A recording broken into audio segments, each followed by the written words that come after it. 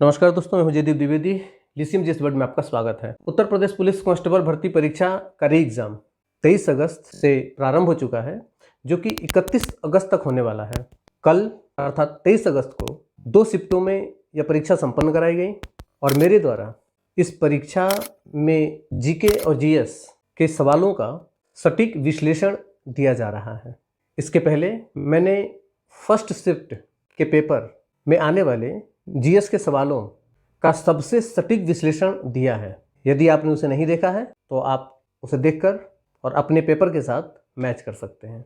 आज की इस क्लास में मेरे द्वारा 23 तारीख में ही जो सेकंड शिफ्ट का पेपर था, उसमें सामान्य अध्ययन के जो सवाल आए हैं, उन सवालों का सबसे सटीक विश्लेषण दिया जाएगा। 23 तारीख में सेकंड शिफ्ट का जो पेपर है, वो 23 तारीख में जो फर्स्ट शिफ्ट का पेपर हुआ था उससे थोड़ा सा आसान है। जिन छात्रों ने सामान्य अध्ययन का विस्तृत अध्ययन किया होगा, संभवतः उनका पेपर ठीक गया होगा। तो आइए प्रारंभ करते हैं 23 तारीख के सेकंड शिफ्ट के पेपर में आए हुए सामान्य अध्ययन के सवालों का सबसे सही और सटीक विश्लेषण। उत्तर प्रदेश पुलिस कांस्टेबल का यह पेपर कई सेटों में बनाया जा रहा है। अलग अलग छात्रों के पास अलग अलग सेट हो सकते हैं और प्रत्येक सेट में नंबर आगे पीछे हो सकते हैं। इसलिए सवालों का विश्लेषण सवाल नंबर के आधार पर ना करके सवाल के आधार पर किया जाएगा। मेरे पास जो सेट है, इसमें सामान्य अध्ययन का सवाल 58 नंबर से शुरू हो रहा है। तो 58वां सवाल है, यूडीएचआर मानव अधिकारों की सार्वभौमिक घोषणा का कौन सा अनुच्छेद उत्पीड़न के शरण लेने के अधिकार की गारंटी देता है? ऑप्शन है अनुच्छेद 10, अनुच्छेद 14, अनुच्छेद 18 और अनुच्छेद 25। इसका सही आंसर होगा अनुच्छेद 14। अगला सवाल है, एनपीए का पूर्ण रूप है? ऑप्शन है गैर निष्पादित परिसंपत्तियां, गैर सार्वजनिक परिसंपत्तियां, गैर पैकेज कार्रवाई और गैर निष्पादित कार्य। इस सवाल का सही आंसर होगा गैर निष्पादित परिसंपत्तियां, अर्थात नॉन परफॉर्मिंग एसेट्स। एनपीए का फुल फॉर्म होता है नॉन परफॉर्मिंग एसेट्स। तो सही आंसर होगा ए, अर्थात 59 नंबर सवाल का सही आंसर होगा ए। 60 नंबर सवाल में दिया गया है कि उत्तर प्रदेश के किस जिले में सेरा नृत्य मनाया जाता है? ऑप्शन है अमेठी, अयोध्या, ललितपुर और बिजनौर। इसका सही आंसर होगा ललितपुर। वैसे उत्तर प्रदेश के बागपत जिले में भी सेरा नृत्य मनाया जाता है, लेकिन ऑप्शन के हिसाब से सही आंसर होगा ललितपुर। 61वां सवाल दिया हुआ है कि व्यापक परमाणु परीक्षण प्रतिबंध संधि का मुख्य उद्देश्य क्या है? ऑप्शन है परमाणु हथियारों के उत्पादन पर प्रतिबंध, परमाणु ऊर्जा के शांतिपूर्ण उपयोग को बढ़ावा देना, मौजूदा परमाणु शस्त्रागार को कम करना और नागरिक और सैन्य दोनों उद्देश्यों के लिए सभी परमाणु विस्फोटों पर प्रतिबंध। इस सवाल का सही आंसर होगा नागरिक और सैन्य दोनों उद्देश्यों के लिए सभी परमाणु विस्फोटों पर प्रतिबंध, अर्थात 61 नंबर क्वेश्चन का सही आंसर होगा डी। अगला सवाल है कि अर्जुन पुरस्कार किस क्षेत्र में उपलब्धियों के लिए प्रदान किया जाता है?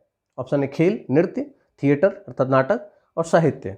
इस सवाल का सही आंसर होगा खेल, अर्थात 62वें नंबर क्वेश्चन का सही आंसर होगा ए, अर्थात खेल। 63वां सवाल दिया हुआ है कि इंडिया विंस फ्रीडम किसकी आत्मकथा है?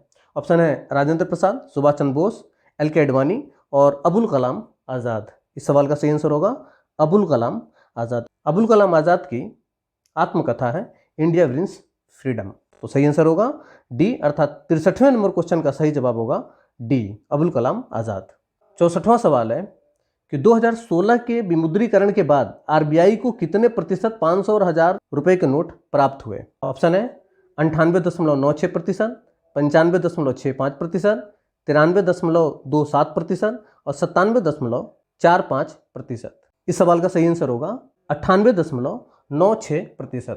लगभग 99% नोट आरबीआई को वापस मिल गए थे। तो इस सवाल का सही आंसर होगा 98.96%, अर्थात 64वें सवाल का सही आंसर होगा ए।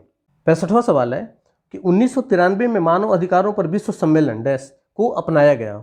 ऑप्शन है एम्स्टर्डम घोषणा, हेलेंस्की घोषणा, वियना घोषणा और हेलेंस्की और एम्स्टर्डम घोषणा। इस सवाल का सही आंसर होगा वियना घोषणा, अर्थात 65 नंबर क्वेश्चन का सही आंसर होगा सी, वियना घोषणा। अगला सवाल है किस संवैधानिक संशोधन अधिनियम ने लोकसभा और राज्य विधानसभाओं में अनुसूचित जाति और अनुसूचित जनजाति के लिए सीटों को आरक्षण को बढ़ाया? ऑप्शन है 42वां संविधान संशोधन, 44वां संविधान संशोधन, 73वां संविधान संशोधन और 79वां संविधान संशोधन। इस सवाल का सही आंसर होगा 79वां संविधान संशोधन।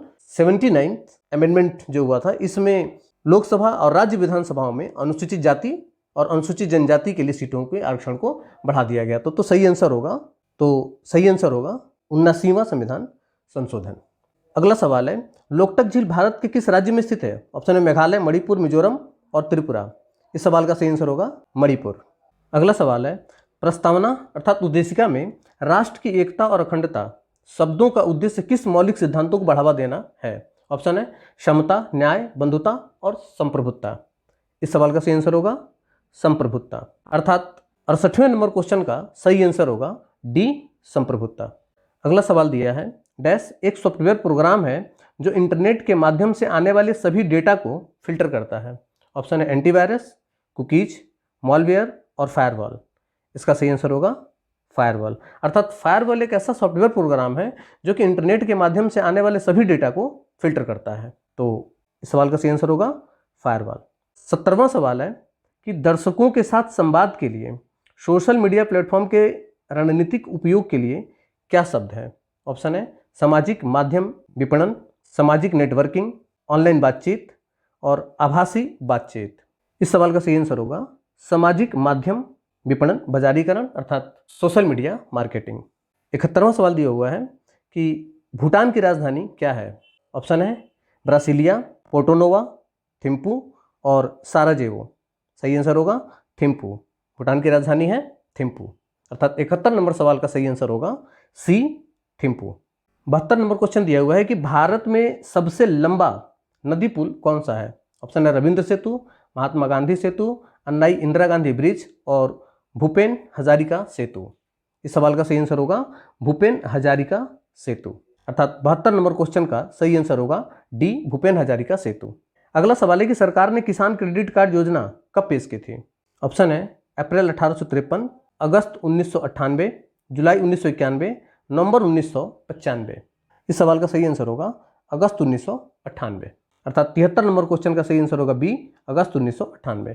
अगला सवाल है कि भारत और वियतनाम के बीच साझेदारी से उनके क्षेत्रीय और सुरक्षा परिदृश्य में किस प्रकार परिवर्तन आएगा? ऑप्शन है सांस्कृतिक एकीकरण के माध्यम से, आर्थिक प्रतिबंध लगाकर, रक्षा सहयोग और समुद्री सुरक्षा बढ़ाकर और संयुक्त परमाणु कार्यक्रमों के माध्यम से।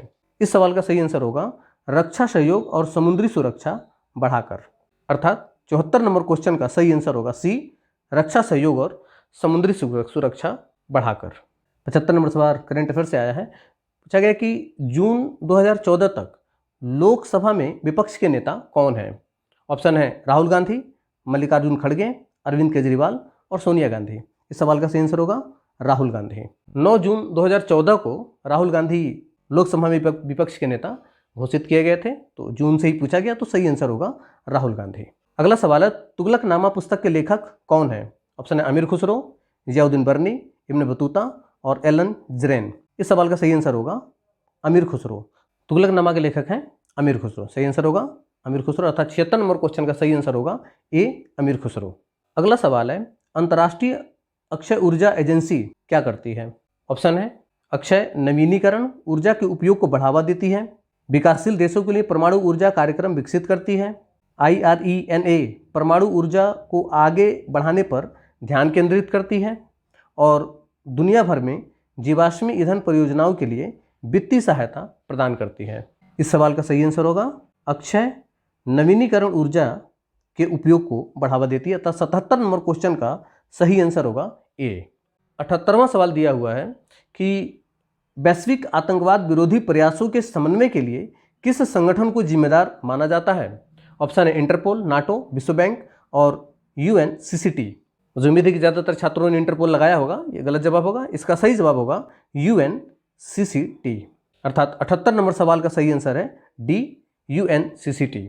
अगला सवाल है दूध उत्पाद, ब्रेड आदि आवश्यक वस्तुओं पर GST दर क्या है? ऑप्शन है 5%, 18%, 12% और 28%। इसका सही आंसर होगा 5%। ये सवाल अभी पीछे काफ़ी चर्चा में भी रहा था, तो सही आंसर होगा 5%। अगला अर्थात 80वां सवाल है कि चंद्रमा पर नासा का मानव युक्त लैंडिंग मिशन को क्या नाम दिया गया है जो 2024-25 तक होने की संभावना है। ऑप्शन है लूनर गेटवे, ओरियन, अपोलो रिगेंट और आर्टेमिस। इस सवाल का सही आंसर होगा आर्टेमिस। अगला सवाल है अंतर्राष्ट्रीय थर्मोन्यूक्लियर प्रायोगिक रिएक्टर परियोजना का उद्देश्य निम्नलिखित की व्यवहार्यता प्रदर्शित करना है।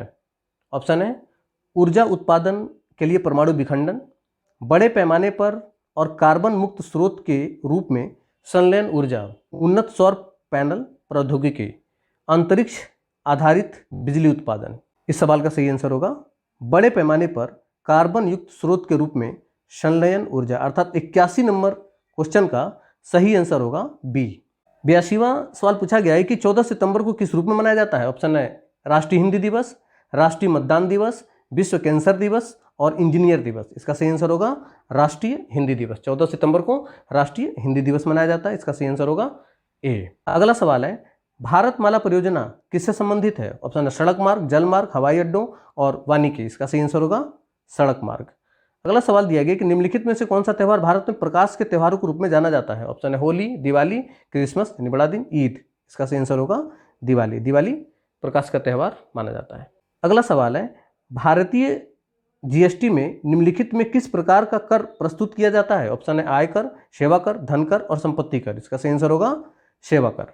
जीएसटी का फुल फॉर्म ही होता है गुड्स एंड सर्विस टैक्स, तो सेवा कर जो है इसका सही आंसर होगा। 85 नंबर क्वेश्चन का सही आंसर होगा बी। अगला सवाल है निम्नलिखित में किसने पहली बार बुनियादी शिक्षा का विचार प्रतिपादित किया। ऑप्शन है महात्मा गांधी, जवाहरलाल नेहरू, दयानंद सरस्वती और राजा राम मोहन राय। इस सवाल का सही आंसर होगा महात्मा गांधी, अर्थात 86 नंबर क्वेश्चन का सही आंसर होगा ए, अर्थात महात्मा गांधी। 87वां क्वेश्चन दिया हुआ है कि भारत में 2020-21 में कौन सा राज्य मसालों का प्रमुख उत्पादक था। ऑप्शन है मध्य प्रदेश, असम, तमिलनाडु और कर्नाटक। इस सवाल का सही आंसर होगा मध्य प्रदेश।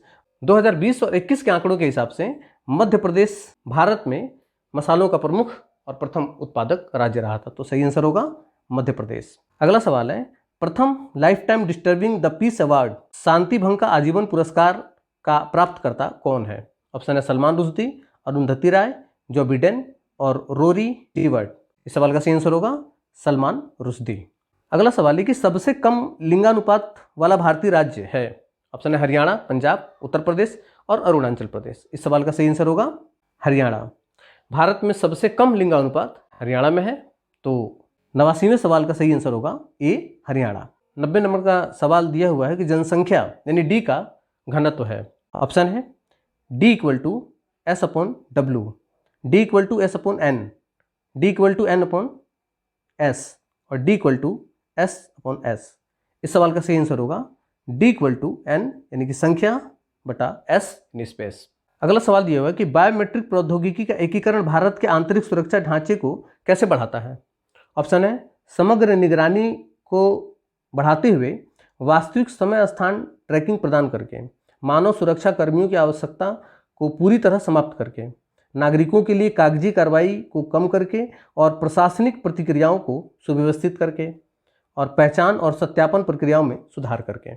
इस सवाल का सही आंसर होगा पहचान और सत्यापन की प्रक्रियाओं में सुधार करके, अर्थात 91 नंबर क्वेश्चन जो है इसका सही आंसर होगा डी। 92वां सवाल दिया हुआ है कि 1928 में बारडोली सत्याग्रह का नेतृत्व किसने किया था। ऑप्शन है महात्मा गांधी, सरदार वल्लभ भाई पटेल, सुभाष चंद्र बोस और जवाहरलाल नेहरू। इसका सही आंसर होगा सरदार वल्लभ भाई पटेल। 93वां सवाल है कि वर्ष 2021 में इंस्टाग्राम को इंटरनेट पर दुनिया में सबसे अधिक इस्तेमाल किए जाने वाले सोशल मीडिया प्लेटफॉर्म में डैश स्थान दिया गया था। ऑप्शन है दूसरा, पहला, पांचवा और चौथा। इसका सही आंसर होगा चौथा। 2021 में इंस्टाग्राम को इंटरनेट पर दुनिया भर में सबसे अधिक इस्तेमाल किए जाने वाले सोशल मीडिया प्लेटफॉर्म में भारत में चौथा स्थान दिया गया था, तो सही आंसर होगा चौथा था। 93 नंबर क्वेश्चन का सही आंसर होगा डी। अगला सवाल है चीन ने तिब्बत पर आक्रमण कब किया। ऑप्शन है 1952, 1950, 1953 और 1949। इस सवाल का सही आंसर होगा 1950। अगला सवाल है कि निम्नलिखित में से किस जीव को जल प्रदूषक का जैव संकेतक माना जाता है। ऑप्शन है केचुआ, जेब्रा, मेढक और शेर। इस सवाल का सही आंसर होगा मेढक। इस पेपर में जीएस के कुल 37 क्वेश्चन आए हैं और जो आंसर मेरे द्वारा दिया गया है सबसे सटीक और सही है। मेरे द्वारा जीएस का किया गया विश्लेषण आपको कैसा लग रहा है कमेंट करके आप हमें ज़रूर बताएंगे। इस क्लास को ज़्यादा से ज़्यादा अपने उन मित्रों में शेयर करें जिन्होंने ये पेपर दिया है या जो देने वाले हैं। मिलते हैं उत्तर प्रदेश पुलिस कांस्टेबल परीक्षा के अगले पेपर के जीएस के सबसे सटीक विश्लेषण के साथ। तब तक के लिए नमस्कार, धन्यवाद, जय हिंद।